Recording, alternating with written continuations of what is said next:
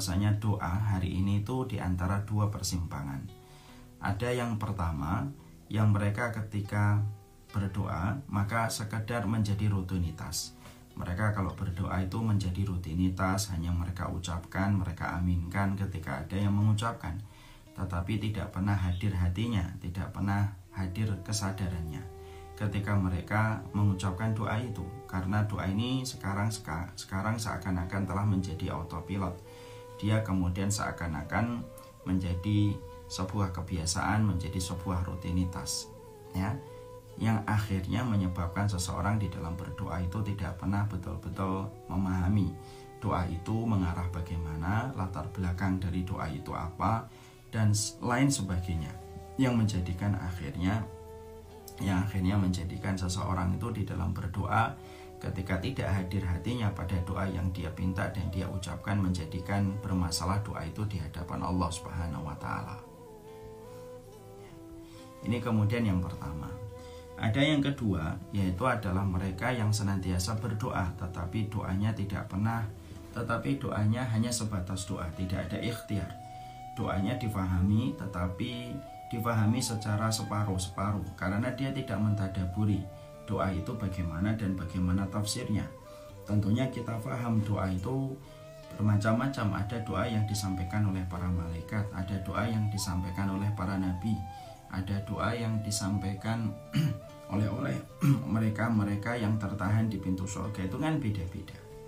Ada yang kedua itu mereka berdoa, mereka mencoba untuk mentadaburi maknanya, mereka mencoba untuk menghadirkan hatinya di dalam mereka berdoa, tetapi mereka hanya merenungi maknanya saja, merenungi artinya, tetapi tidak lebih daripada itu. Ini pun sudah lebih baik daripada kelompok yang pertama. Walaupun kelompok yang kedua mereka hanya mentadaburi maknanya, tidak mengetahui apa yang terkandung pada doa itu, sebenarnya doa itu diucapkan oleh siapa, yang akhirnya pemaknaannya, artinya memaknai dia di dalam doanya itu masih separuh. Ada yang ketiga adalah mereka yang berdoa mencoba memaknai setiap maknanya, mengetahui latar belakang yang ada pada doa itu. Dia tahu bagaimana alurnya doa itu, kenapa Allah abadikan di dalam Al-Quran. Maka itulah yang ketiga. Nah, kita tentunya tidak ingin jadi yang pertama, berdoa hanya sekedar rutinitas. Yang kedua, doa tetapi hanya difahami maknanya, tetapi tidak mengerti tentang lebih daripada maknanya. Tetapi yang kita inginkan itu adalah bagaimana kita berdoanya itu betul-betul berakar pada keilmuan, bersambung pada referensi, kemudian menghadirkan makna pada setiap jiwa kita, teruntai dalam setiap pinta dan untaian doa kita kepada Allah. Ini satu kesatuan yang tidak terpisahkan. Akhirnya dia paham, karena kita harus paham doa itu banyak. Ada doanya malaikat, ada doanya Ashabul Kahfi, ada doanya Nabi, ada doanya orang yang menjadi Ashabul A'raf. Ashabul A'raf itu mereka yang tertahan di pintu-pintu surga. Mereka tidak masuk neraka, tetapi juga mereka tidak masuk surga. Itu juga ada.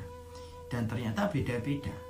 Karena kita mengetahui bahwasanya doa semacam itu, itulah yang menjadikan kita selama ini sering yang kita jumpa itu doa-doa yang hanya ditulis doanya dan maknanya, doanya dan artinya, tetapi tadabbur kepada doa itu, bagaimana kita memahami doa itu tidak pernah dihadirkan. Nah, inilah yang menjadikan kami, kenapa saya mencoba untuk membedah tentang masalah doa. Kenapa saya ingin sekali untuk menjelaskan tentang masalah doa secara lebih mendalam, supaya betul-betul yang kita revolusi, supaya yang kita evaluasi bukan hanya sholat, tapi yang termasuk kita evaluasi adalah masalah doa kita. Karena doa itu bukan sesuatu yang sifatnya remeh, tetapi doa itu sesuatu yang sifatnya besar, sesuatu yang sifatnya bisa merubah. Itu adalah doa, dan kita harus paham doa dan takdir itu saling mendahului sampai hari kiamat. Masya Allah ya, doa dan takdir itu saling mendahului sampai hari kiamat. Ketika doa dan takdir itu saling mendahului dan tidak ada perkara yang bisa merubah takdir menuju kepada takdir yang jauh lebih baik kecuali adalah doa. Nah, inilah yang menjadikan kita akhirnya memahami manusia hari ini dalam pusaran doa itu berbeda-beda. Ada yang tidak pernah berdoa karena menganggap doa itu tidak merubah apapun, lalu dia tidak berdoa sama sekali. Ada yang kedua, dia berdoa tetapi hanya sebatas rutinitas dia saja. Dia mengaminkan, dia mengucapkan doa walaupun tampaknya lisannya qomat kamit, tetapi tidak hadir hatinya. Atau terkadang dia berdoa sedikit saja karena dia merasa bahwasanya Allah Maha tahu tentang apa yang dia minta. Ada yang doa semacam ini. Ada yang ketiga, mereka berdoa, mereka kemudian membaca artinya, mereka mencoba untuk menyelami artinya, tapi sebatas hanya menyelami artinya.